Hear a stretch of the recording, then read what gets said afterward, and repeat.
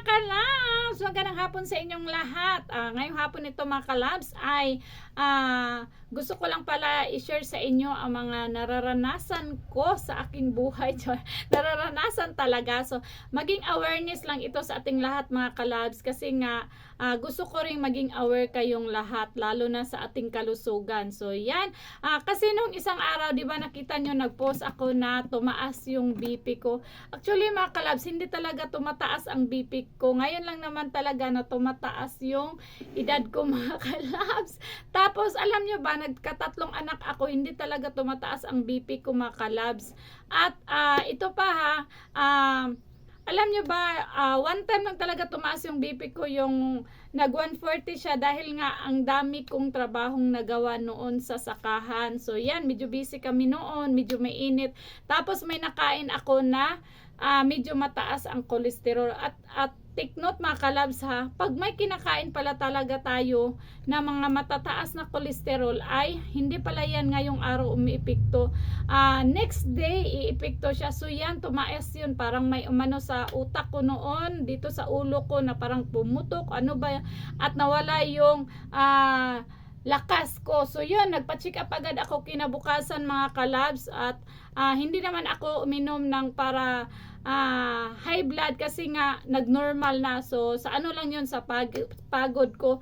Pero nung last day, talagang umabot siya ng 180, 160 ang ano ko BP, at saka na Shakira ang kalabs nyo kasi nga hindi yun normal para sa akin kasi nga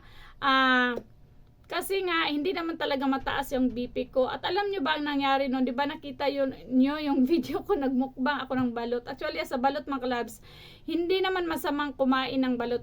Dalawa lang talaga ang kaya ko. Kasi ang balot rin mga kalabs, hindi ko sinisiraan ang balot mga kalabs.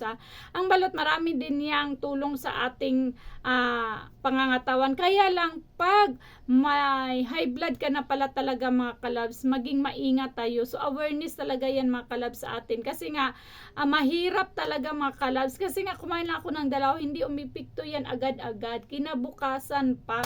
So yan, alam nyo ba, napansin ko agad, mga ganitong oras noon, so kumain ako pagkagabi, ganitong oras yata, medyo mainit, wala talaga akong trabaho mga kalabs, hindi rin ako pagod sa bahay kasi nga nandito naman ang asawa ko na tinutulungan ako sa lahat ng gawain. So nagtaka ako mga kalabs, 3 parang ano na yung mukha ko, nagnam na yung ulo ko, pero hindi ko pinansin mga kalabs kasi nga ayaw ko mag-BP. Actually mga kalabs, may BP talaga ako sa bahay. Hindi ko inano yung BP ko kasi nga minsan baka matrigger yung ano ko, yung nervous. So yan, hindi. Kaya pagkagabi na mga kalabs, parang umano na talaga yung mukha ko at naglilinis ako ng CR. Yun na, para akong ano ba yun, sa Bisaya pa, mura na kong maumod. So yan, at doon ko pa naisip na mag-BP. Actually gusto ko talaga mag-BP nung mga 3 pa, pero hindi ko ginawa kasi nga ayoko mag-nervous. So yun, ang taas talaga ng BP ko mga kalabs, at hindi ko talaga na-control ang nervous ko. At paalala pala mga kalabs, hindi pala talaga tayo dapat mag-nervous kasi nga tataas at tataas talaga ang BP mo.